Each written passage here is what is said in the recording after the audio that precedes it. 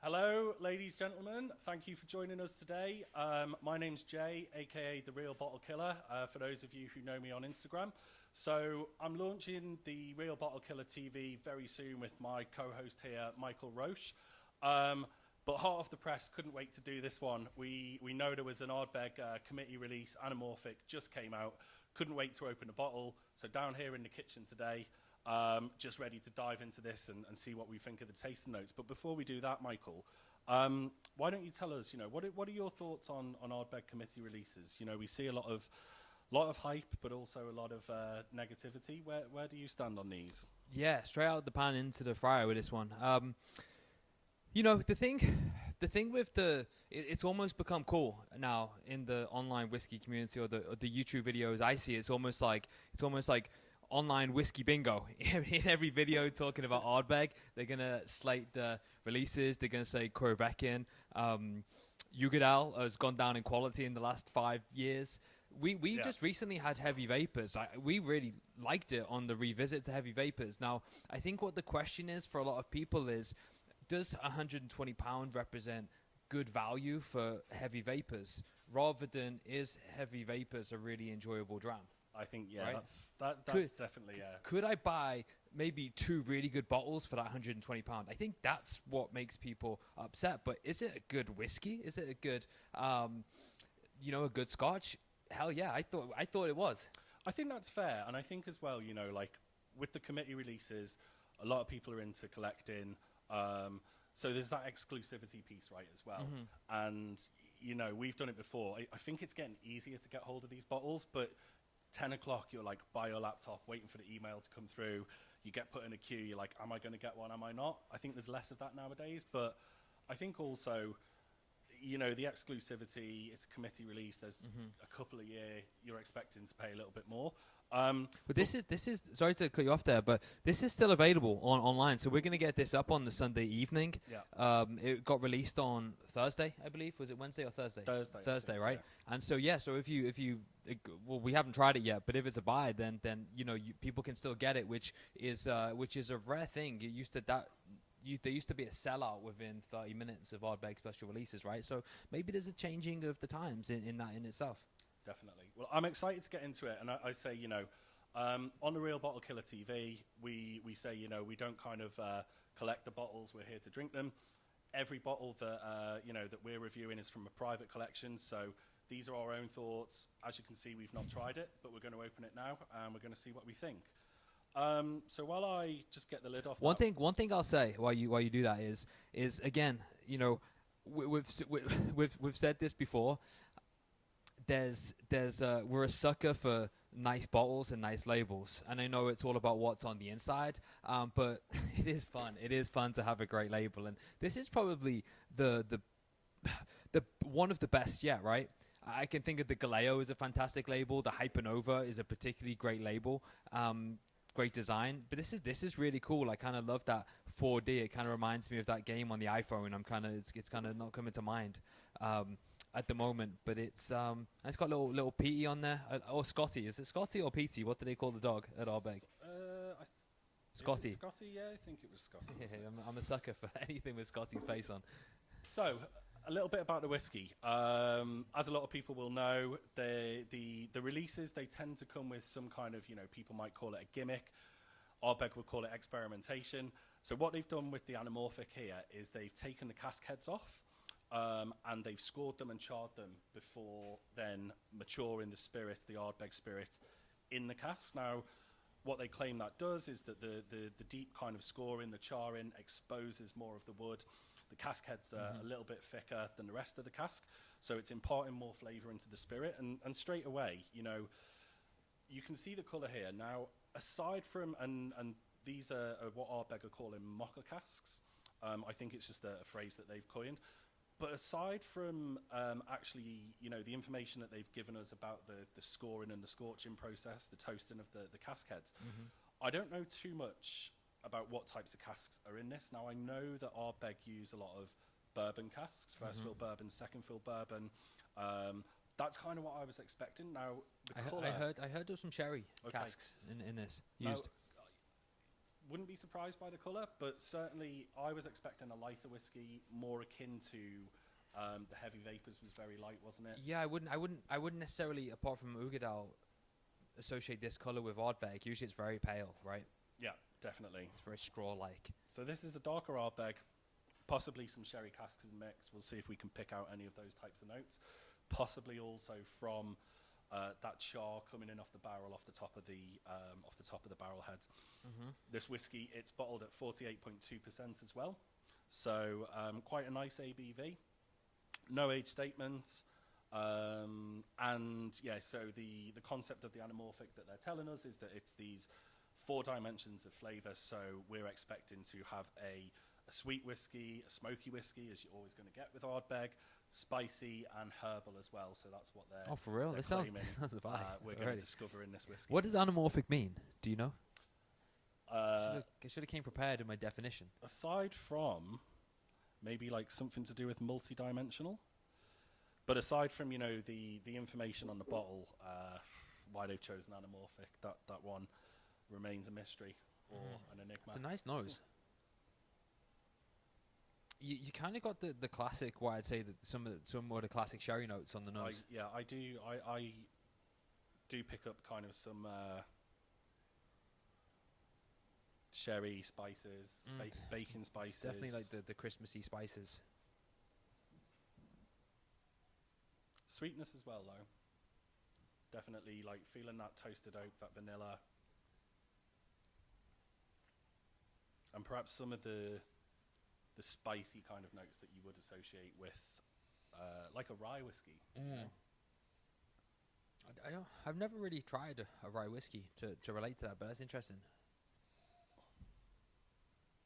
Let's have a look at the. In fact, yeah, look at the oils.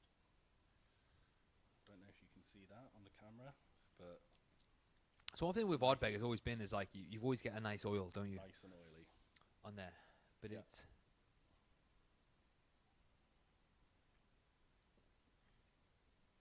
That's my second little sip. It'd be interesting what your thirst thoughts are.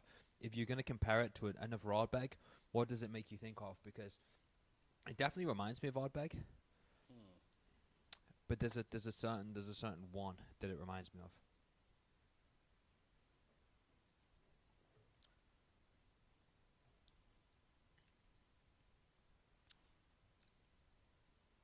I think I think there's elements of Ugadal in it. Certainly, it's got that kind of biscuity, almost like dry biscuity, oaty kind of feeling kicking in the finish. That's the first sip that I've taken, so the finish is lingering now. Definitely got that spiciness. I feel it's very strong and smoky right away. Yeah, and it's kind of that kind of I thought of the Hypernova. Like the back end is like I can taste the Ugadaliness of it, but the Hypernova, when I first tasted it, I was like, there's a similarity there. It's a really powerful whiskey. And that's definitely. I was going to say like the Hypernova is one of the most, if not the most peated whiskey that Ardbeg have released. So, I mean, first sip, I'm enjoying that. I'm actually surprised. I'm surprised by the colour of it. I was expecting something more like the 10-year-old, but perhaps with more of that char slight twist. So, what I'm not getting actually, let me take another sip here. I'm very led by my eyes when it comes to reading the labels. One thing that they say on the label, which I can absolutely feel and still taste, is the briny overtones. So I can definitely get the brine in there as well. You do get that on the palate. Those kind of coastal notes, obviously Ardbeg being on the coast of Islay. Slightly kind of dry in the finish. Again, that spiciness coming through, those kinds of cinnamons, nutmegs, classic bacon spices. I think there's kind of like I'm trying to put my finger on it, and I don't want to be led too much by the kind of the marketing taste and notes, that herbal kind of element. But I'm picking up something maybe kind of like fennel. But the question is, like, is that the power of suggestion?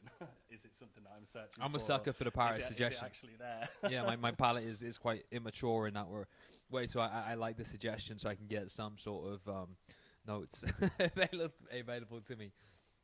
My usual whiskey is it's a buy or it's not a buy. I like it or I don't like it. Yeah. It's great or it's not great, or it's I would drink it again or buy it again or I wouldn't. So, but in terms of age, what do you think of sort of the age? Because the good thing about Ardbeg is you kind of get to taste the, like a very young 5-year-old. You had the 8-year-old the other night. I saw you on your Instagram, and then you've also got the 10-year-old. We have a 15-year-old, which is kind of cool, and then we've also got the 19-year-old. So in terms of age, what are you thinking? I think it's a really difficult question to answer. And also, like, it doesn't really taste like the 10-year-old at all to even give it the.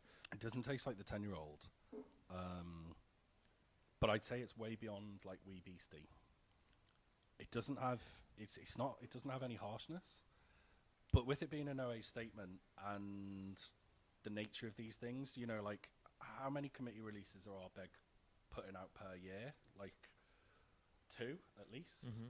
You know, so if you think of like the pipeline of how they're kind of coming up with the ideas, producing the casks, I'd maybe pitch this at somewhere between like 8 and 10 years old, perhaps. Would be a guess. Complete stab in the dark. But it's really hard to tell, and the reason it's hard to tell is because for me anyway, I'm getting a lot of smoke.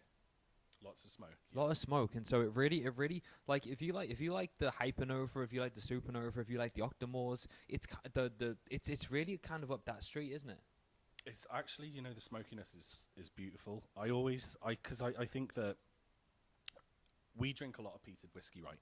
And I always think there's different types of smokiness, different types of peat, but it's a very challenging one to describe, you know. And this one, it's that more charcoaly kind of peat, more rounded, like it's got more body to it. You know, I think you get that. We talked the other day about the Lefroy Lagavulin 16, more medicinal kind of iodine type peat, but this is just a lovely rounded, smooth, almost like barbecue coals. You know, when they go white just before you put the food on, and they're just kind of sizzling away, and it's got that real smoothness to it. Yeah, it is more of that barbecue smoky, isn't it? It's like, you know, you lift you know, if you've cooked your pizza too long in the oven, when you got in from the pub and you open the oven door and the smoke hits you, it's that sort of smoke, right? Straight in your face type of smoke. The what we did the other day is we actually for an upcoming episode we reviewed Corey Veckin, and we found that this, like, we needed to put a couple of drops of water in it in order to, and it totally changed the game with Corey Veckin. It was a harsh start, and then 2 drops of water just brought it to life. And so let's put a couple of drops of water in this. Do you know? Let's see what it does. I'm so glad you reminded me, because I just get too carried away in the whiskey, but I think it's a really important thing to do. We've had a couple of sips now, and just to like a couple of drops there, 2 or 3 maybe. Which is one of those things which we're preaching to the converted here. We're teaching the grandma to suck eggs, but sometimes there can be a machoism that's like no water, no ice, but a couple of drops of water. It's a different whiskey, as we've found many times. With the Corey Veckin, absolutely, that it completely enhanced it. Like, that is a powerful, strong, you know, high ABV whiskey, and it was almost like too much. But as soon as you add that water to it, it just opens up and it just becomes a completely different whiskey. And just like evolves into this really beautiful thing.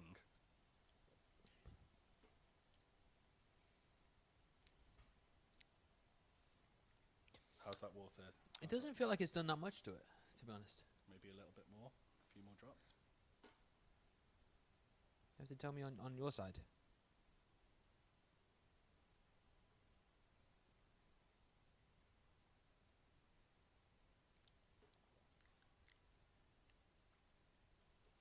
I think it's changed the finish after I put a couple more drops in. It's changed the finish. Yeah, I say it's a lot more of a. You know what's happened to the finish now? it's actually seeping into your tongue. You know, I always talk about this like the Galeo and the it's more, it tends to be more of the bourbon oak casks that sort of like seep into your tongue. It's kind of got that quality to it now. It's actually a way better finish. Yeah, more rounded. Yeah. Like, sometimes what you get is that like quite dry, almost like astringent, which can add some bitterness. You know, potentially like, you know, you're feeling a little bit too It's much. like it's like it's on your tongue. It's fighting on your tongue to go, and it goes down. Whereas this one kind of like seeps in now. Like, almost like too much cask influence, too much of the tannins coming through. And I think this certainly has enhanced the finish, making it more rounded for me. But at the same time, it's kind of subdued the nose because it's a more fruity nose now, and the peat has kind of almost faded into the background slightly. It doesn't feel as smoky. If this one has a bigger nose than you, it's got less quality in its in its smell. Because right now I'm still getting those spices. I'm still getting more of the Christmassy spices than I am anything else. I felt like fresh fig coming through on the nose with that water.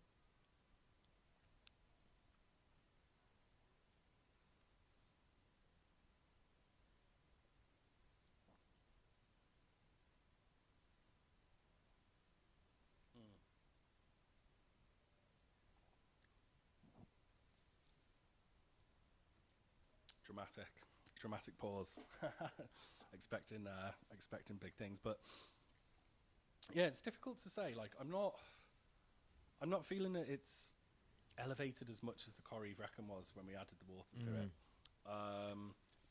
But definitely good to experiment in terms of, you know, the flavor profile, the quality of the whiskey. I personally, I'm really enjoying this. Not going to go back to the topic of is it worth the £130? It's kind of got the complexity in not in the same way, but it's got a complexity that the Lagavulin 16 has. Yeah, you know, it's really different, and it almost like when I went down the dram, it was different as I went down the dram, and obviously we added water there, but it was I'm still can't really figure it out. It's a bit of an enigma. Well, that's like the layers that they're talking about here, right? You know, the 4-dimensional flavor, the sweetness, the spiciness, the smokiness, the herbal elements. And for me, you know, it's got everything that you want out of a good quality dram because it's, you know, it's got a lot of flavor, a lot of complexity. It's rich, it's oily, it's got a good body to it. But at the same time, it's one that you want to sort of sit down and take your time with, explore. You know, we'll probably have another dram of this. I think, what's the verdict? I reckon we round it off. You know, we've had a good solid dram. We'll enjoy some more after the episode. But yeah, well, it's kind of interesting because I think what we're trying to do, especially as we're trying to put these things on video, is you the first thing in your mind you want to do is sip it and pigeonhole it somewhere. Say it's like X, Y, and Z. You can understand this because it's like X, Y, and Z. This I don't really know, but it's a really complex but it's really interesting, and so it's kind of on that thing of like that was the first pour. Sometimes it gets better in the. Yeah. I've noticed with the Ardbegs they do get better once they've been open for a little while as well. So there could be even more complexity underneath that. But right now, as a complexity in terms of an interesting dram, I think it's an absolute buy. So you've tried quite a few Ardbegs, and also you've tried quite a few recently. You know, if you think back to things like the Hypernova, the Heavy Vapors, you know, we were drinking the 10 recently, Corrie Vrecken. On that kind of scale, you know, for people that are familiar with Ardbeg, where would you put this, like, in terms of your rankings? Well, it's kind of like a, if you think of like a stepsister and a stepbrother of Ugadal and Hypernova. Yeah. I was trying to think of a Venn diagram, but I didn't have 3 Ardbegs to make the Venn diagram. Do you know what? But it's kind of in that intersection between the two. But there's still, on the Venn diagram, if you had the Ugadal, you have the Hypernova, there's a mystery circle that I can't label because I can't put my finger on what it is. And that's going to be the enjoyment, I guess, as we go through the rest of the bottle, is going to be figuring out what is that extra piece that we can't put our finger on right now. the last piece of the anamorphic puzzle. Yeah. Well, there should be 4, but we've got 2. We've got 2 of the 4. We've got 2 good. Ds. I think, you know, I've drank a lot of Ardbeg recently. It's one of my favourite distilleries, not just on Islay, but period. I was drinking Barbecue last night, a big fan of that one. Ugadal as well. I think, you know, it's got similarities to that. But for me, like, I'm in on this. I'm in on Anamorphic. I think it's a really good committee release. In my opinion, worth the money. You know, bearing in mind, obviously, I felt it came in, like, we were kind of anchored to a higher price because of what we'd read on the internet, and it came in a little bit less, so maybe that's the fact that we were expecting. Yeah, this is what the real bottle killer does. He tells me it's going to be £165, so it comes at 130, and I think I'm getting a discount. Psychological bullying just to get 2 bottles. So super. Well, that's it. Half the press. Anamorphic. I think it's a buy. Bottle killer, take us out. Buy, absolute buy. Get yourself out there, get a bottle. You know, stop complaining about the prices. Don't deprive yourself of what is an excellent whiskey. I'm happy to put my name against it. Anyone who disagrees, give me a shout up for a discussion. Maybe we can even get you on an episode for a bit of a debate around the next Ardbeg Committee release.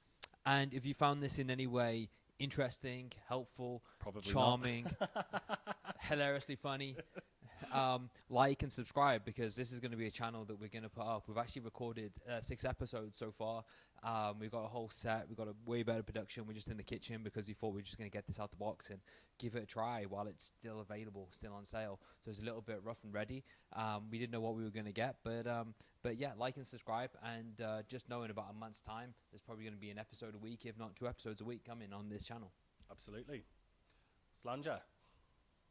See you soon.